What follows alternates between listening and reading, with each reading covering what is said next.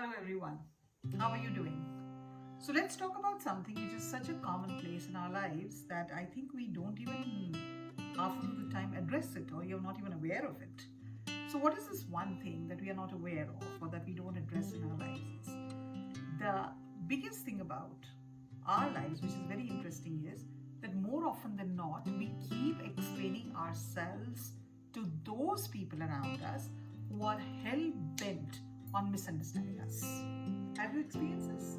How many of you raise your hands like in a classroom, say, oh yeah, I've gone through that. I have experienced that.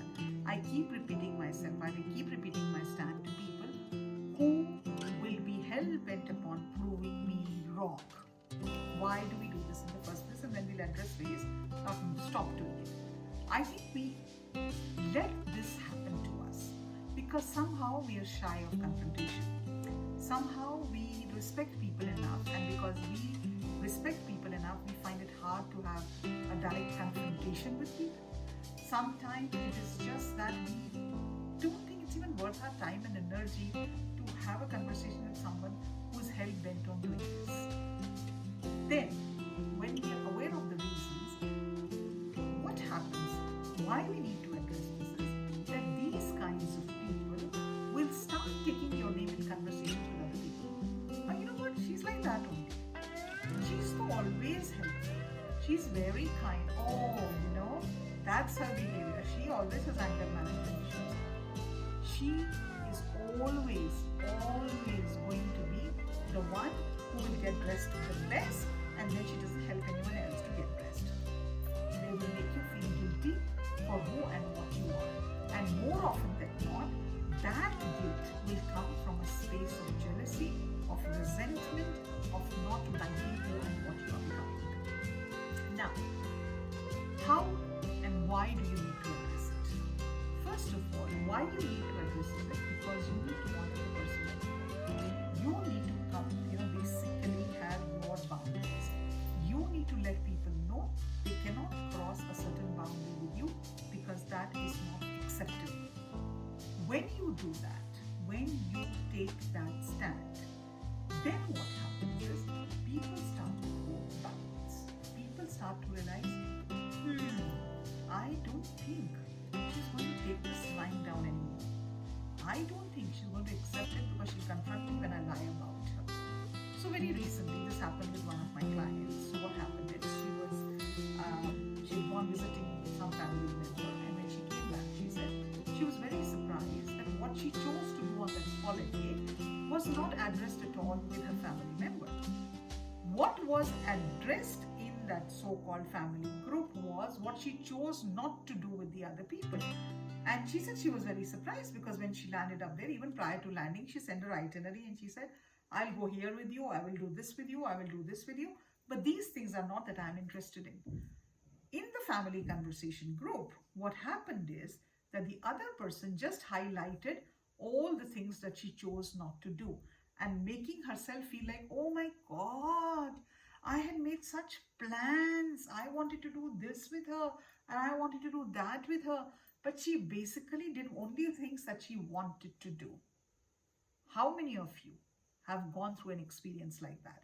When someone has completely manipulated your goodness and your kindness and created an image of you which was absolutely not true. What we do is, more often than not, when the scenario like this happens, we're like, "Are kya farak padta hai? Chalne do." We don't bother about it. We will just brush it under the carpet. It doesn't matter. But over and time and again, when this behavior starts to happen, people start to believe that narrative about you, which is certainly not true. They start to form an image of you which is being created in a very manipulative manner by either a colleague or a relative or a husband or a spouse. Somebody starts to create an image of you which is a devil incarnate, which you are not at all as a person. And the funny thing is, you let that happen. How did you let that happen? Because you did not confront that person there and then. So next time around, when my client was going again and visiting her family, I told her, even before you leave that city, I want you to put a message on the WhatsApp group thanking your relative for all the nice things that they did for you and all the things that you did for them while you were visiting them. You know what? There was no manipulation after it. That is the truth.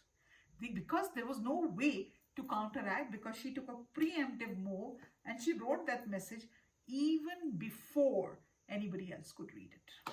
Or anybody else could put a manipulative message saying, oh, you know, she did this and she did that and she did this and she did that. She didn't do this with me. She didn't do that with me. No, she went ahead and wrote down 1, 2, 3, 4, 5, 6, the things that she did together.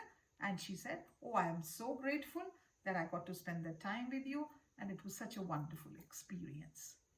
She changed the conversation. She took charge and did a little action which did not lead to her being manipulated. So the question is, we can control our situations. We can create our boundaries.